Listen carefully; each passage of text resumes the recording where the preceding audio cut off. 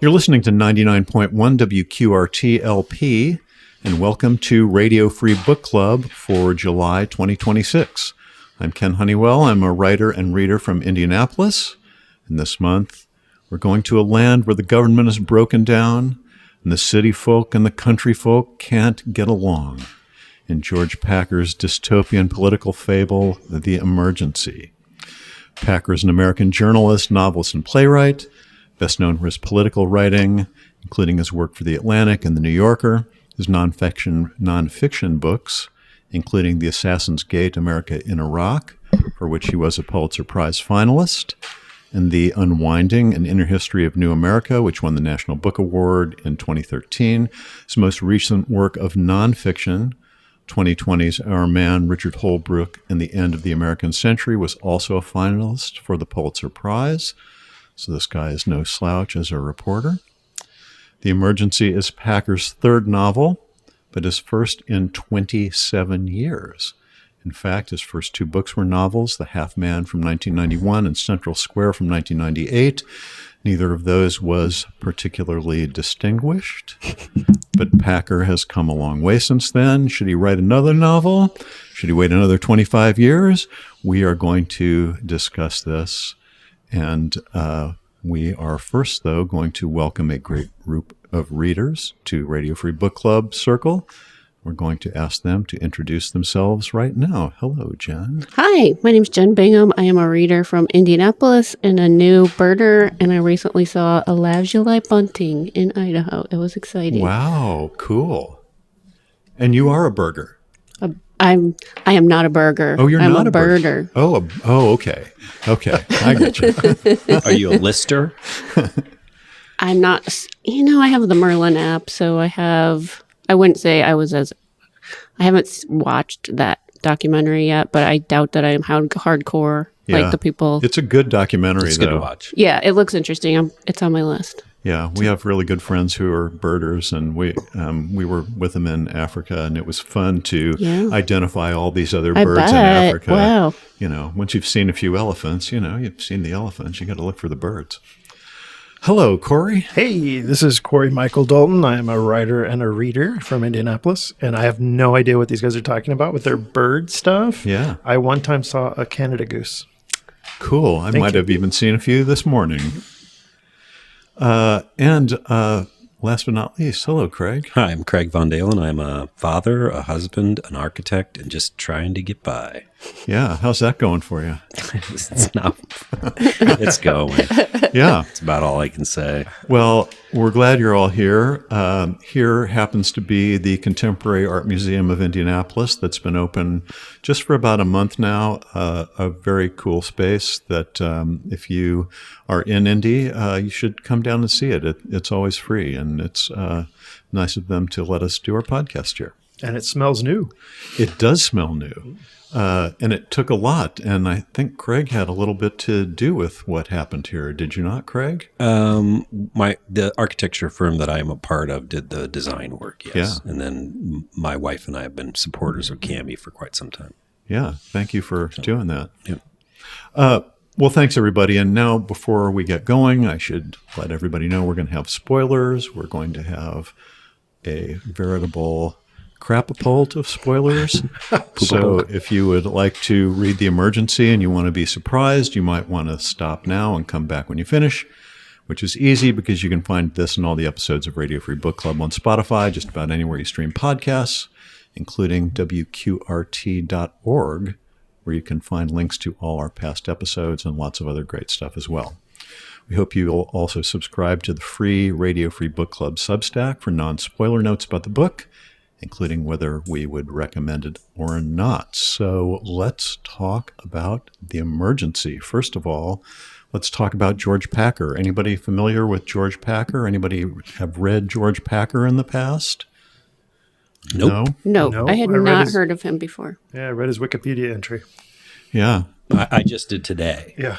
And then I felt like I should have known who he was. After reading it, I pretty much figured, by reading this book, I knew basically what I was going to say. Yeah, exactly. Yeah. I mean, he is a very distinguished journalist. He writes for the New Yorker and he writes for The Atlantic. The Unwinding, I read soon after it came out. It was a pretty convincing look at how we got to be where we were by, through the Great Recession and kind of how things started falling apart in America. It still is a pretty good read, actually. So he's really acclaimed as a reporter. But let's talk about his fiction, shall we? What were our general impressions of the book, Jen? What'd you think about The Emergency? It was hard to care about the characters, the plot, and I was not convinced by the world building, the characters again, their conflicts, anything about it. I didn't like it at all. I thought it was really a well-written book with some interesting ideas that was very clearly intended to be a novel of ideas that never really broke through from that for me. Yeah. What do you think, Craig? How did this land for you? It was really easy to read. It was really easy and to it was read. kind of an interesting story. About a third of the way I figured out it was a political allegory. There were a lot of things missing. Like the world building was pretty limited. Like perhaps media. That wasn't anywhere in it. No, there was really no. Well, there was a newspaper that had stopped publishing, but he was, as I understand it, very intentional about not having any sort of digital media or cell phones or those there kinds was of things. allegorical replacements for that. Right. There were. Yes. I read it. I enjoyed reading it, and then after I read it, as days went by, I got more and more angry about it. And I'll get to that. So. Okay, well, we can't wait for that. Corey, what sort of anger did you feel about it? I wasn't angry. I was just disappointed. That's the word. I know. I sound like a dad. It wasn't a hard read at all. Like, I was afraid I wasn't going to get all the way through it because I started really late. But once I started reading, I was just like, it was really easy to just go page after page after page. And for a 400-page book, it only took like a few hours to read this book. So it was nice in that it was accessible in that way. It was sort of a fairy tale / allegory / thought experiment trying to be set in an alternate world. But again, like you guys said, the world building was not good. There was no specificity to anything. It read to me like you were going to tell a fairy tale, and that could work for 20, 30 pages as a short story. But to drag this out to the length of a novel and still keep everything very vague and generic because you're trying to apply it to modern day US or whatever, it did not work as a novel for me. Yeah, I would have to agree with that, Corey. I would also say I was disappointed because I was familiar with George Packer, and thought, I mean, everyone can blame this one on me. This one was my idea to read. It wasn't painful to read. Yeah, no, I found it wasn't painful. I found it painful. Oh, okay. You I did. could not. There was no sense of urgency. Yeah. The writing flowed okay, but everything was so flat that I found it dull in a way where I could not imagine having written this book. Like, it seemed like it would be very boring to write because there was such a lack of depth to the characters and the situations. Well, interesting that you use that word because apparently also the empire, the government, died of boredom. Yeah. So we're not sure whether what they replaced it with was any better. But I thought at least I was willing to give it more of a chance than it probably deserved. It started out interestingly anyway, and he starts building the world, but then by the middle, it just became this action adventure thing that wasn't that interesting at all. Yeah. The risk was not very No, it felt high, like there were and it never hit any true depths to me. Exactly. It was like there were no stakes. Like they would set up a situation and they would say, like, for example, at one point they're given like a pass or something, and then they're like told, don't lose this.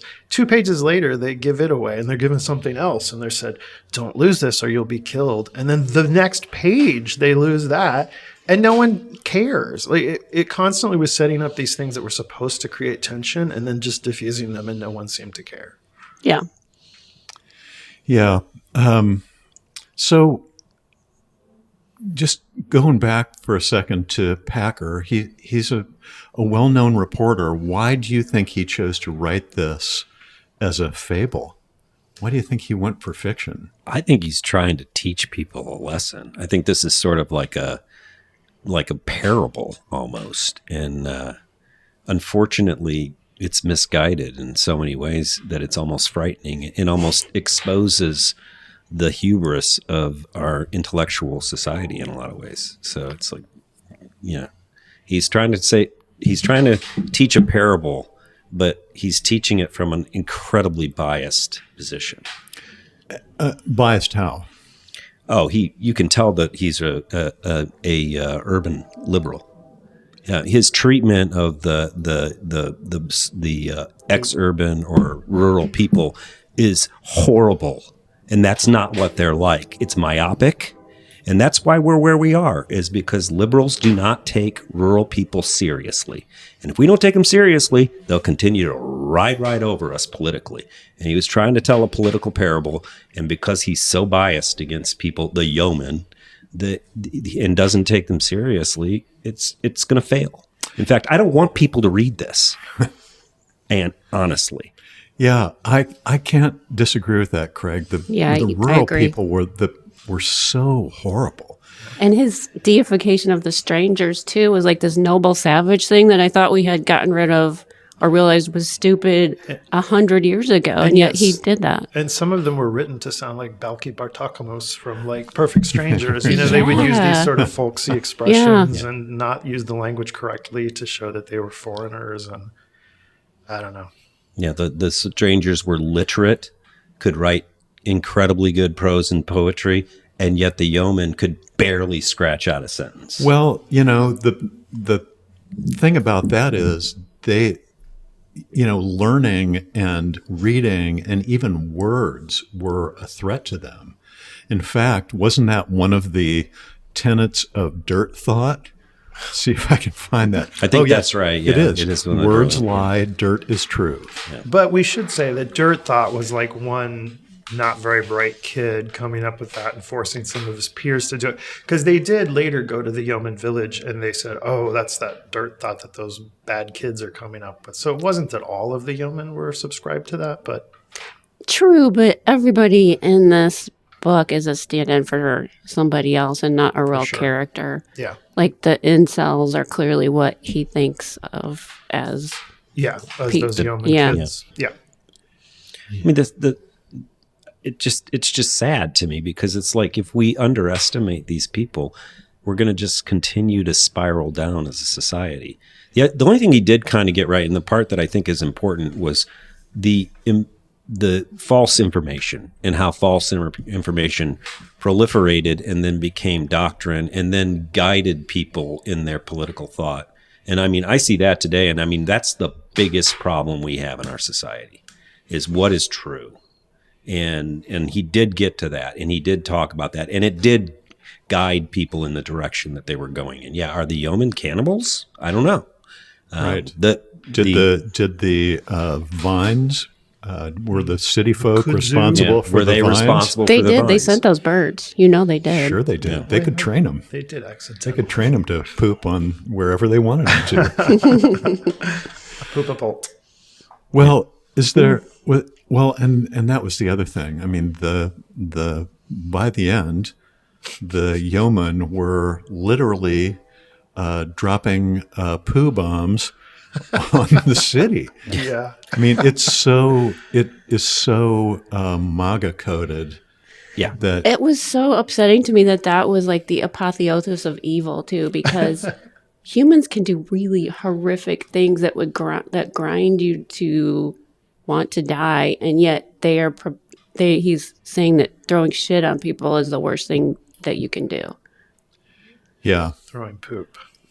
I'm sorry. That's okay. The other introduction of the robotic better humans. Right, the better humans. And I kind of know where he was trying to go with that, but it was so sloppily introduced. And Where was he trying to go with that? I think it was supposed to be AI.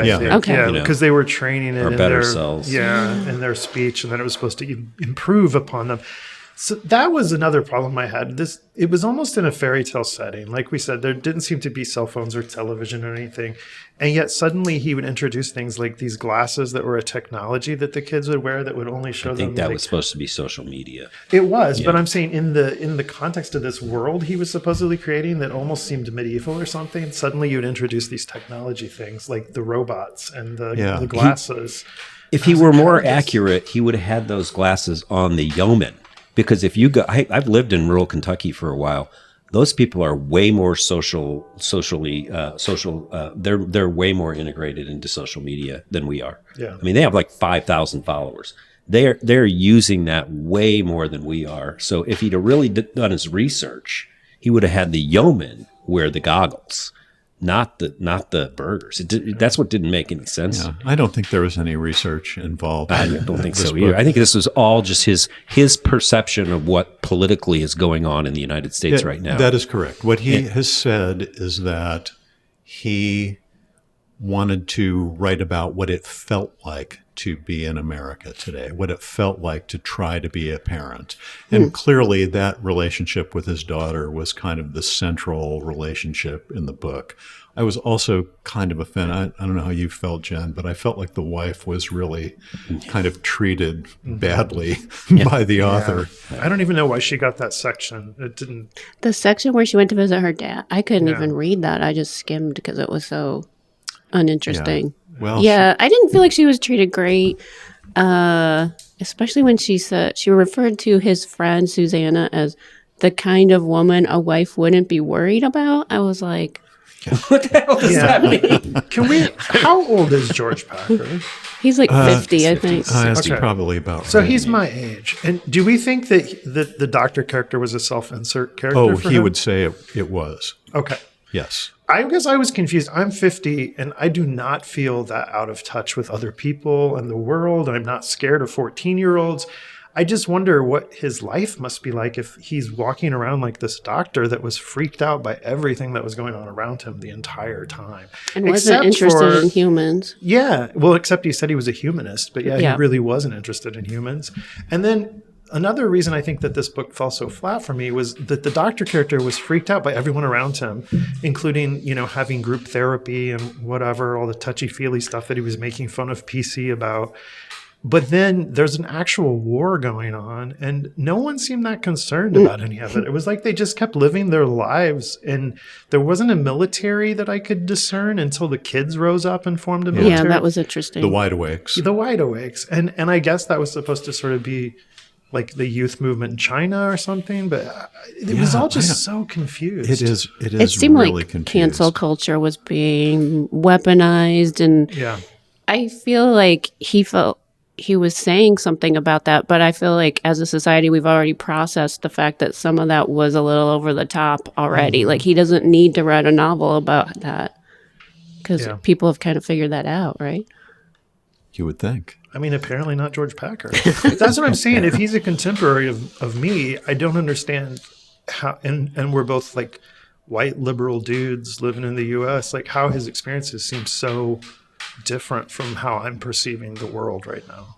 I'm going to strongly suggest that Mr. Packer take a 2-year sabbatical and live in rural Kentucky for a while, just so that he can actually understand how rural people live, or even rural Indiana. Yeah. I mean, he obviously did not understand how these people live, think, operate, and it just colored the entire thing.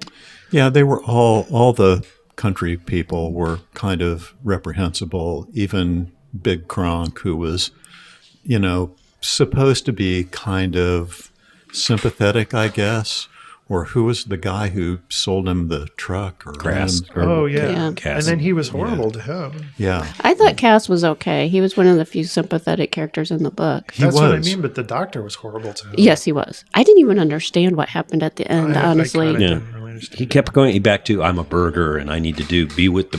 It was almost like he was like genetically locked in to being a burger, and he needed to be loyal to it as if it were a religion. Well, the Burghers, they had their guilds even, right? If you were a burger child, you were going to grow up. She was, Selva was going to grow up and be a surgeon. I mean, that's representative of urban society. Sure. I mean, the legacy concept of if you went to Harvard, your kids get to get, that was basically representative of that. And that's actually a pretty good representation of it. And frankly, that's another problem. That's something that just continues this paradigm of being closed-minded. Well, he was horrible to the Yeomen. He wasn't that much nicer to the kids who were taking over in the city. I mean, the stuff they were doing was, I mean, I think that what did they call when they got in the big circle? What was that it called? Together? Together No, was like we, their, We Are thing. One or something? yes, I can't We Are remember. One We Are One, was the yeah. big, that was also, I think, kind of like a social media It was group stand-in, Yeah. right? Yeah. And clearly, when the people who took over the hospital, they were horrible. They were awful. The real villain of the entire thing was that young dude that took over Yeah. the His job name at the Saren? hospital. Young doctor, yeah. And it Yeah. was so over the top villainous too. He would like almost twirl his mustache and And he was glare at very him and say, handsome. "Your wife Right. was here, and Yes. I flirted with her." It's like, who would behave like this? Oh, I know people that would behave. I don't want them to be around me, but yeah. Yeah. Yeah. Here were here, I want to share the principles of Together and then the principles of Dirt Thought. Yeah, that's interesting. The Bill. principles of Together are everyone belongs. I am no better and neither are you. No burgers are excess burgers. No one is a stranger. Listen to the young, and you shall be as gods. Yeah, what is that how the turn? heck does that work? I don't know. Like all of them seem fairly okay, all right, and then suddenly we are gods. Well, I think what he's trying to do is say, and he's awfully hard on anyone younger in this Oh book. yeah, he hates Right? the young people. He, He seems, hates he the young. seems like he does. And he even wrote that whole section from the 14-year-old daughter's perspective, and the entire time all she's doing is, "I hate my dad." Right. Well, he was screwing up again and Well, again. her He dad was was a putting them loser, in danger yeah. again. Yeah. I thought he Again liked and Selva. again. I thought he liked Selva. Well, he did. He's but- obsessed He with loves her, her in like a but creepy Yeah. way. Yeah. he I- seems to not respect her very much. I think what he's trying to do is set up these two different visions of utopian society. There's the country version, which is based on blood and soil. And there's the city version, which is based on, I don't know, maybe elevating yourself above, maybe it's transhumanism or something. Yeah, it's humanism, except it's not the Nietzschean kind where it's like just Right. about you. It's about everybody else. Yeah, Right. Well, I mean, Rustin kept calling himself a humanist. I mean, he was very proud of the fact that he was Well, did a you notice the humanist. wife at one point said she was pretty sure he couldn't define what humanism was? Yeah. Yeah. And yet she wouldn't ask him because she didn't want to embarrass him. Yeah. Yeah. Well, here are the principles of Dirt Thought. Words lie, dirt is true. We belong to the land, and the land belongs to us. Men are stronger than women. Young are stronger than old. Yeomen are stronger than burghers and strangers. Guard the Great is coming back to lead us. So he also got a little bit of religion Yeah. They, just So poking simplistic. in there. and they both like young people a lot. Yeah. Yeah. So I guess one of the things I want to ask is, when did this go off the rails for you? Was it ever on the rails, Jen? No, No, not for you. no, not for me. No, Yeah. I hated it from the beginning. Yeah. I struggled with it for the first few pages just because I didn't know what it was. And then I started reading it. As I got further into it, I was like, okay, it's a fairy tale. That's why everything is like generic. Like he was so vague on things. We don't know really what caused the fall of the empire. The empire didn't have a name. It was just called the empire. Whatever happened was just called the emergency. Yeah. The city was all called the city by government the river. just kind of went away. Yeah. Everything was just really generic. So I was like, okay, so I'll accept this as a fairy tale where you're like, this is Jack. And, they just have generic names. It doesn't matter because it's about what it's really supposed to be telling you and the moral it's supposed to be conveying. So once I got into that mindset, I enjoyed it for probably 20 or 30 pages. And then, once it became more of like it's going to be some sort of an action adventure across a post-apocalyptic landscape, I was like, what are we doing here? And then he started trying to do world building about the Yeomen and, giving more specifics and the goggles the kids wore and the suicide step or whatever it was. And all these like ham-handed metaphors for things. And then that's where it really lost me. And I think though that it really got bad for me when it went to the wife's perspective, because I was like, I don't see this contributing anything to the story. I don't think you're writing this person well. Her voice is not good. It seems sort of misogynistic, some of the things you're having her do and say. I mean, like I said, it wasn't a hard read. I got to the end. I'm glad I finished. But yeah, I don't know, Craig. I got through part 2, and then I started the part about his wife, Annabelle. And I'm like, where in the hell are we going here? So I skipped all the way to the last 3 pages and read the last 3 pages, praying that there was going to be some wonderful conclusion. I read the last 3 pages. And I'm like, oh God. And then I just plowed through the rest of it. Like, I guess I got to finish it. Yeah. Because it did not even end well. There's no conclusion to it. It's just a disaster. What did you take away from that ending? Anything? Nothing. Yeah. I mean, it was about, in a revolution, the people that pay the price are the youth. And they're actually the people that probably should be making the decisions about where we're going in the future. However, ignoring the wisdom of those who are older is probably not a good idea, because history continues to repeat itself based upon that premise. Yeah. So. And again, the character was 48. Like, they were treating the guy like he was 80. Yeah. They were like, old man, out of the way. Your time is done. And I'm like, he's not that old. And then the only thing I thought was going to be promising about the mother's section was that they went to visit her father. And then I thought, okay, we're going to see the perspective of an actual old person who's like in the old folks' home. But no, he was like mentally not even really with it. So we got nothing. Yeah, it was just either. stories about his retirement party. Yeah. It was pretty boring. Yeah. One thing I did, it reminded me a little bit of Waiting for the Barbarians. So I was like, that's it. That's what I keyed into. That is not a coincidence. That's what I keyed to immediately, and it just doesn't, which also really irritated me, but in a different way because it was really good. Mm-hmm. And I feel like does find ways to poke at our civilization that this didn't. So he liked that book. I take it. That was intentional. Gotcha. He also like idolizes George Orwell.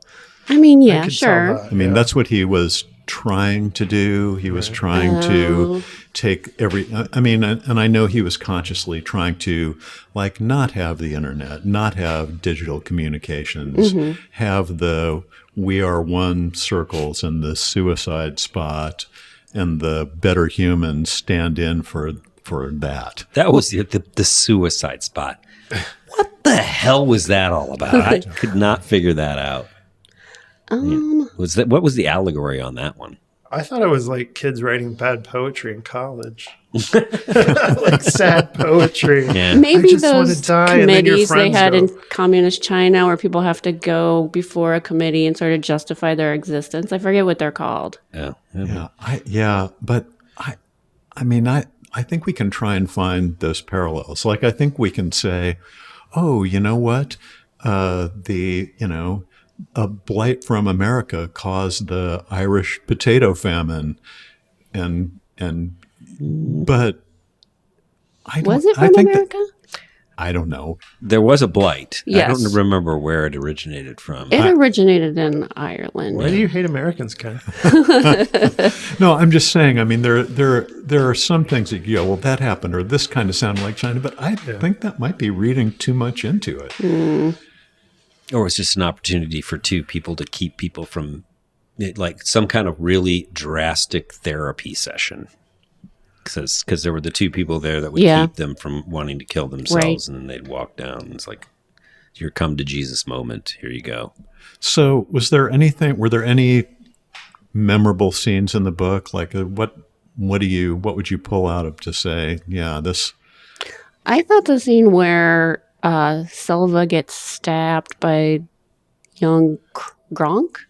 Kronk. Kronk. Kronk. And then Little gets Kronk. little Kronk gets murdered. Guard the strong. Yeah. I thought that was a pretty striking scene. And I was like, wow, something finally happened. And I thought maybe she had died, which I wasn't happy she died because I kind of liked her, but it was interesting. And then she didn't die.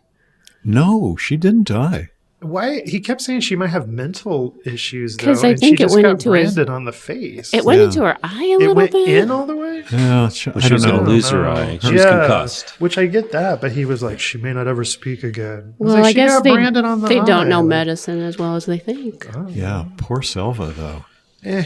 She kind of was like, I felt like that was like her ultimate suicide spot because she was like, yeah, just do it, whatever. Like she was like giving into it. It was weird. I agree though that I thought the most striking image was, or idea, were these kids that had regressed back to an animalistic state and they would like be naked and wear Yeah, that animal was heads and interesting. then attack people. And that was like some shamanistic thing, I guess. But that was kind of cool. That for me was the best part, was section 2 as they got into the quarry and everything. There was a little weird scene with Kronk Jr. in the building where he was by himself and Selva saw him outside the window. Oh, yeah. I think he was masturbating. But Yeah, I'm not he was. 100% Sure. It's a very strange, also like, what the heck was that all about? And why is that in there? So, Yeah. but that was probably the best part because it was intense from a dramatic standpoint. I mean, Right. there I was a thought lot that the going on. interactions between Kronk and Selva were interesting. Mm-hmm. It was a very complicated dynamic. It was a very It was. And that was the And most kind interesting of getting dynamic. into their house and seeing their storage spot was more interesting than most of the other stuff in the book, too. Yeah. And weirdly. Yeah.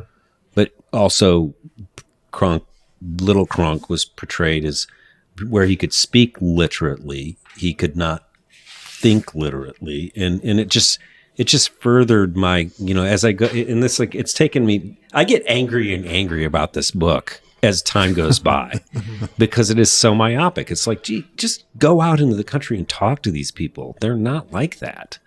Some of them might be, but there's a lot of variation among Yeah. humans, too. Yeah, that's No. very true. But there's a lot of them that are like just normal people Right. who are reading things and seeing things. They're just not being shown what is true and what is not. And that's where it gets really messy. If your sources of information are incorrect or considerably biased, you're going to end up being adverse to people that do have the truth or do see the truth. So Yeah, it almost seems impossible to write an allegorical novel about where we are in our current climate and why, by omitting the media completely. Yeah. Because, the echo chamber that people are in and where they consume their media and how and from which source Things are so contributes. crazy. Yeah, it's not that people are necessarily stupid in the country or wherever the yeomen are.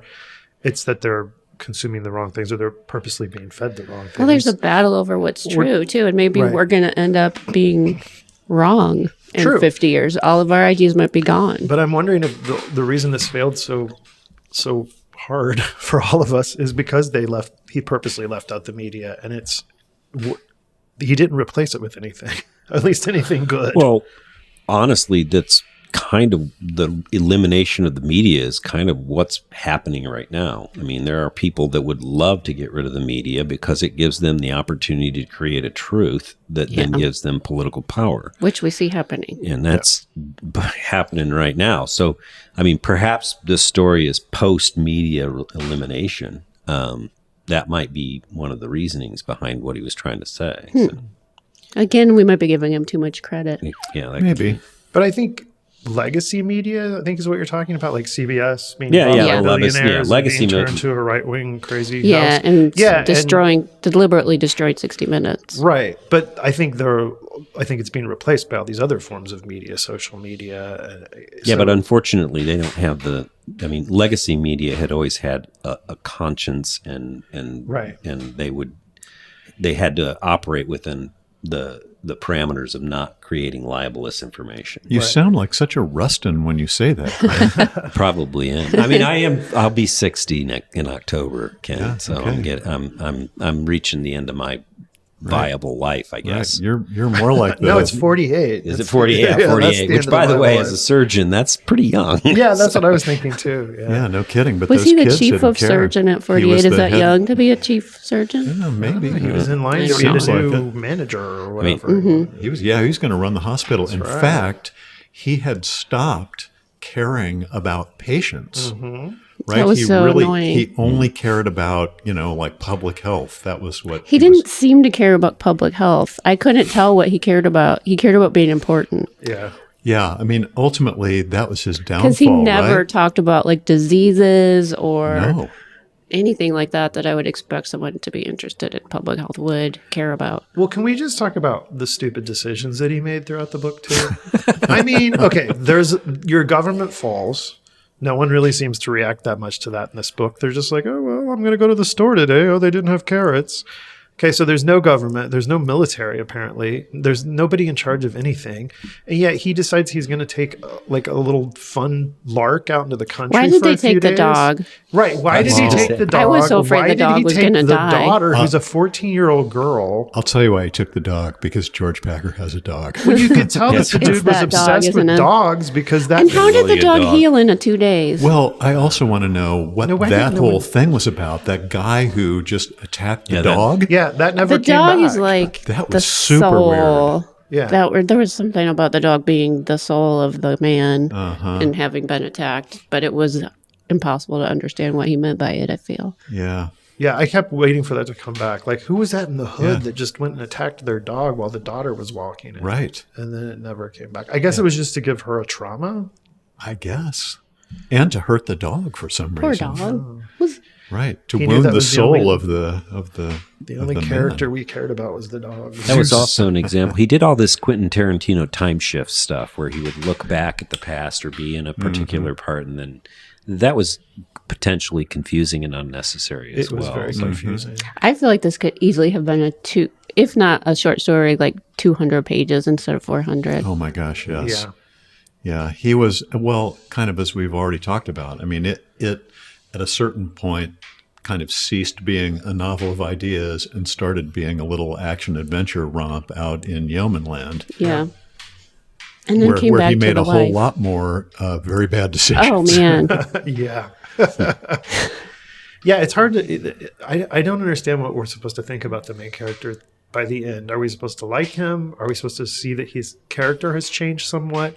I mean, I guess we're supposed to think he went back to caring about patients and people instead That's of caring true. about public health. I think that is what we were supposed to get out of it. I think we were supposed to get out that all of this stuff is difficult and ultimately the future belongs to our kids.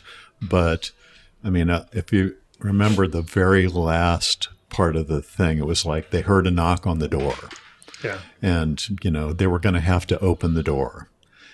He and Annabelle were together again, fighting the good fight and, carrying on through whatever the crapapult, whatever the end result of the crapapult was. Which didn't seem like much. It there was some didn't. poop hitting the ground and people were like, Was my that- shoes. It spattered their shoes. I know. But if you notice, Lyra, the one nurse's aide, was with them in the end. She Yeah. was. And she had come around from being critical of Rustin to being with him. It was almost like that was a important piece to Can the we story. talk about what happened between them? Yeah. What happened? Well, she was the nurse's. So he complained about her to his wife early in the book because she had left the surgery for Right. like 20 minutes and And she didn't wash her hands properly. and then she came back and didn't wash her hands Right. properly, which he was very fastidious about. Right. And then afterwards they had the circle, and Well, she no. She, in surgery, two things happened. One was she told him that he had left a sponge in Yeah. the patient. The other thing was she called him Hugo. Yeah. But that didn't come out until the circle when he finally realized that had happened, because it was in the flow of the surgery that it happened. Right. And they But he talk about blew it. up then. Yeah, he definitely blew up. Right. Because she was so disrespectful. Basically, he couldn't admit he made a mistake, and Yeah. her pointing out the mistake made him flip out. Well, plus, how dare she call him Hugo Mm-hmm. when he was a whatever the new term for surgeon was. Oh, healing tech. Healing technician. Yeah. Okay, so that's what I got too. But it seemed later there was some implication that he had sexually assaulted her. There was, or something. right. And That that's was like where I a was rumor. But it was Right. more like he felt like he had, just because he had touched her. It said it Well, was. Yeah. someone had Touched her. said, Yeah. someone had told him that that's what they had heard. That's why he had been.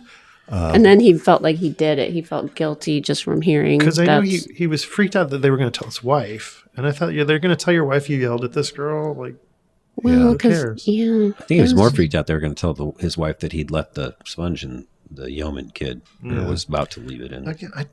I don't know. I was just confused because it seemed like at some point it turned and it became like a sexual assault kind of thing. I think he did. was trying to imply throughout that this whole young people taking over was sort of a Me Too incident taking over the city. So maybe he wove that in. Somebody gave him feedback on the draft and was like, "You have to put that in somewhere."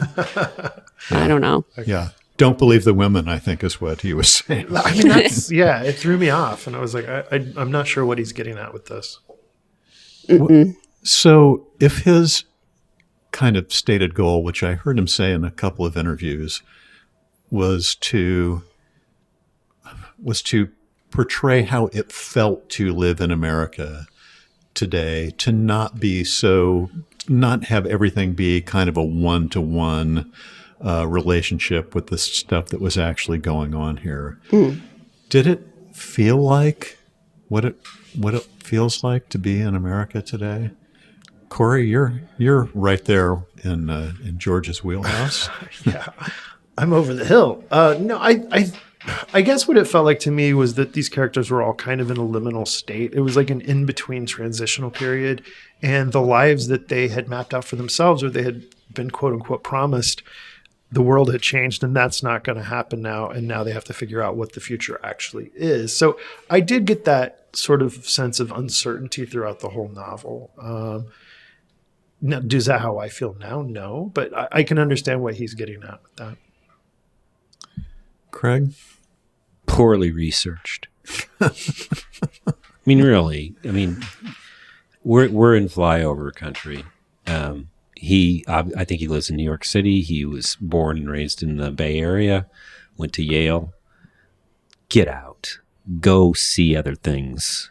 If you're going to write something like this, do some more research and write it from a perspective of intelligence and knowledge as opposed to... That's interesting, Craig. You know, I'm just thinking about The Unwinding, which is mostly stories about people, kind of through from maybe the early aughts up until like 2012. I think it came out in 2013.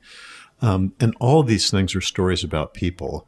But, you know, for the most part, they're not stories about rural people. Because he There's doesn't one know story any. that's more about a rural person, but most of them are not. If this is presented as something for people to read, to give them ideas and an understanding of where our political system is right now, we are going to just continue to race to the bottom. Because rural people aren't this stupid. Rural people aren't like the yeomen in this book. They are smart. They are able to manipulate elections and congressional districts, and they are eating us alive because of that. And if we're going to sit here and talk about them as if they're imbeciles, they're going to continue to do that, and we're going to continue to suffer. So that's why I say I don't want anybody to read this book, because if they read this book as some sort of some way to get intelligence on our political system, it's just going to get worse. So you're saying you wouldn't recommend? No, I would not. I would recommend Mr. Packer spend a considerable amount of time in rural communities and see what he's really up against, because he might have a legitimate fear and also a better perspective on how to portray that. Yeah. One thing about this book, as we've talked about repeatedly, is it's told from the perspective of a 50-year-old middle-aged man. The real people who are having their futures ripped off are the 20-year-olds, the people who are out of high school now or graduating college. And there's still boomers hanging on that won't retire. You've got us 50-year-olds who apparently are over the hill and need to get out of the way. I wonder what a book like this would be if it was actually written by somebody that was really being impacted in the changes in our society right now, instead of a, self-satisfied, fairly wealthy Coastal elite. Yeah. That would be interesting. Actually that would be, and frankly, it probably is something that would be important if it were done. Because they're the folks that are going to have to pay for all of this. Yeah. That's the fear I have, is my kids are going to pay for all this BS. I'm a Generation Xer, you are too. I assume you get. Yeah. I'm a Joneser. You're a Joneser. Good. So it's all your fault. But Well, I don't know. I blame the baby boomers who, I'm ostensibly the tail end of. But. yeah, but they're the folks that are going to have to. We're creating a huge mess, and they're going to have to take care of it at some point. But it's interesting though. It feels like in here it's the young people who are creating the mess. Yeah. I mean, poor Selva got the worst of it, except for little Kronk, who got murdered by Rustin. Yeah. But, they seem to be the ones he's blaming. Well, that's because he's just in his own head. It's all about him. He's not seeing the bigger picture. It's like, oh no, my life is changing. He doesn't really care about the younger people. I mean, maybe what the things that the younger people are doing in the book are not going to work, and obviously some of them are crazy. But, they have to be given the opportunity to determine the future, especially in this world he's created where the empire's fallen and everything's up for grabs. So it was just sort of like the main character was such a poor me. How does everything affect me? Why is my life being disrupted? And, I guess we were supposed to care more about Selva. My problem, again, with the ages is that he was only 50, should have been older. Selva was only 14. Right. Like, is a 14-year-old really going to be her and her friends, like, starting a new society? Like, can we not make her 18? I don't know. Well, she wasn't tainted by education by that, because she had not gone on. Well, to yeah, study. she hadn't done her whatever it was internship. I will say this: the other thing is, it pertains to the rural community. They were trying to get to the weaponization of religion in the Dirt Life concept. Sure. But it was a complete oversimplification of what's actually happening in the weaponization of religion as it pertains to evangelical Christianity. It's not that simple. And that's also an unfortunate misstep and an area where he could have had a much more powerful statement than that. Than just saying there are people with animal heads. Yeah, or we worship dirt. The dirt is ours. The land is ours. That is a complete oversimplification. I guess I didn't see that as the religious element. I saw that as it was like the echo chamber of the kind of the incel. fascist. Yeah, it was like the MAGA incel coded. fascist. The religious parts, there was a brief mention of religion when they were in the Yeomen village, because I think they got taken into the church or something. Mm-hmm. But you're right that it's odd that religion was pretty much left out. Yeah, it of was this left too. out, and it's critical. And as it pertains to the nationalism, it is critically important, intertwined in a way that is you can't take apart. And he didn't really get into it in a way where he could have, and actually presented a case. But Craig, are we being unfair to him? Are we expecting there to be kind of a one-to-one relationship between what's going on in the world and what he has written this fable about here? No, because this was published by a major publishing house. Are we being unfair? Does anybody that has better thoughts or a better understanding of what's going on politically that could write an allegory that was better, that would have presented both sides in a more more cogent way, that you could actually come to a conclusion that we have serious problems? Yeah. But he got the contract. Well, he's George Packer. He's George Packer. So honestly, it's a failure.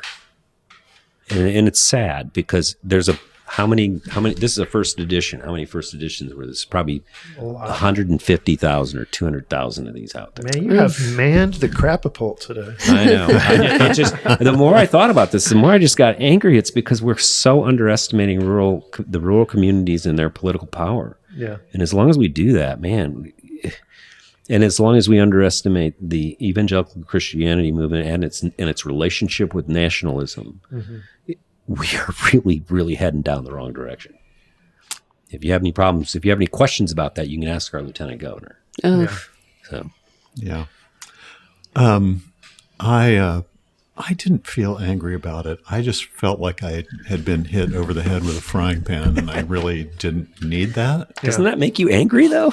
I was very frustrated by this book and how thin and how it just was not evocative, not Yeah. even as a fairy tale, it didn't seem magical. It just seemed like taking the most annoying things about our life and turning it into a fairy tale that didn't work very well. Yeah. I think to me it was so inconsequential that Yes. it didn't elicit any anger from me. I mean, I didn't really have any feeling about it. I was very irritated by it.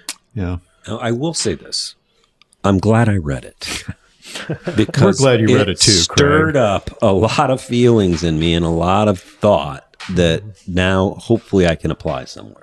All right. And Well, had I not done that, I wouldn't have those ideas. you know, it sounds like we're united in feeling like we don't want to recommend this book. Does anybody have anything they've read recently that they would like to recommend? I'm in the process of reading a book by a gentleman who is a friend of my neighbor's that is writes crime novels here in Indianapolis. really? It's called Crime in Italy. Uh-huh. And unfortunately, I can't remember his name, but I'll bring it up later. But that it's actually really interesting because it's set in Washington Township, Indianapolis. Oh, wow. So it's like kind of fun to read, and like the homicide in this thing takes place at my neighbor's house. That's fun. So it's wild to read this Do you show story. It's about a private investigator and they're two private investigators, and they operate in Washington Township and nowadays, and it's just kind of fun to read. Yeah. Yeah. Especially when they're like, we saw the neighbor peeking through his blinds at us. Yeah. Yeah. That's Craig. You could be the wacky neighbor, the sitcom. Yeah. You know, some years ago, Corey edited a book of short stories set did. in Indianapolis. Did you have a piece in that, Jen? She didn't want to submit one. I can't gee. write stuff when someone gives me an assignment. Oh, really? See, that's the only way I can write stuff. So, yeah, that was really good, though. That It was. really- It was, yeah. Yeah. Go find a copy. It's called Mythic Indie. yeah. They had it at It was Half Price really Books. good. Yeah, there's some Yeah, good stuff it was in really there. good. And it was really fun because the whole idea was, and I think it was your idea, Corey, wasn't it? It to like was. tell stories kind of set in neighborhoods around Yeah, Indianapolis. mythologizing different neighborhoods. Mm-hmm. Yep. Yeah. And to answer your question, I haven't read anything in like 2 months, so I'm not going to make a recommendation. But I Okay. bet Jen's got something good. Jen?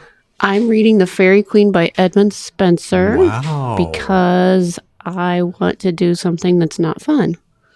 Okay. But no, I'm reading about 10 pages a day, and I'm committed to continuing to read it. It is interesting. There's a lot of dragons that are actually the Catholic Church, women that are actually the Catholic Church, animals that are actually the Catholic Church, just lots of different things that are actually the Catholic Church and therefore evil.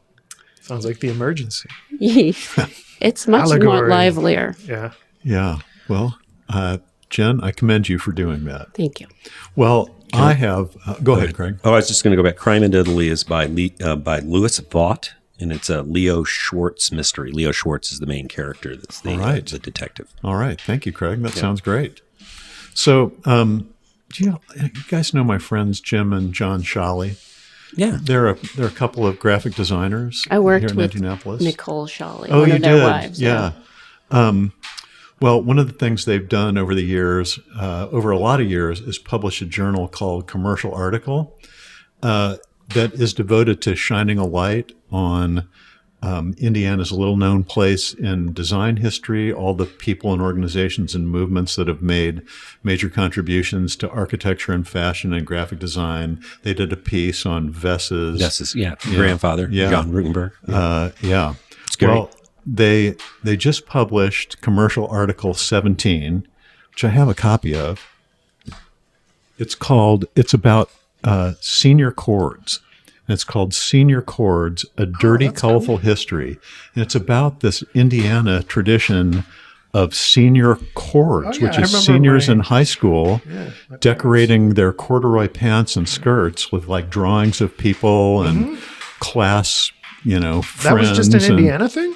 It was an Indiana thing. had I no think idea. it. I think it like spread out of Indiana, but apparently it started in Indiana.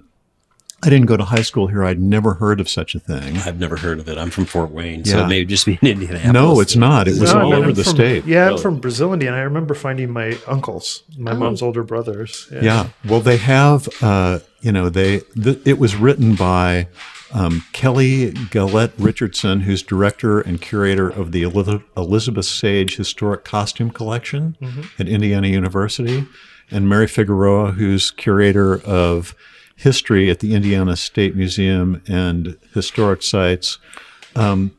So it's really well written. It is gorgeous. It's beautifully designed and so quirky and fun. You can get a copy while you still can at commercialarticle.com. I feel like someone should do one of these on the Shalley Brothers someday. It's really cool. Yeah, the Shalley stuff is always really good. They they're- do a great job. They're just great designers. And that is about it for us. Remember, you can stream Radio Free Book Club practically anywhere you get your podcasts. We'd love for you to subscribe to the Radio Free Book Club Substack as well. It's for Jen Bingham, Corey Michael Dalton, Craig Von Deylen, and all the members of Radio Free Book Club. I'm Ken Honeywell. Thanks for listening, and join us next month when we'll find out what several of us have to say about Elizabeth Strout's new novel, The Things We Never Say. Until then, read a book.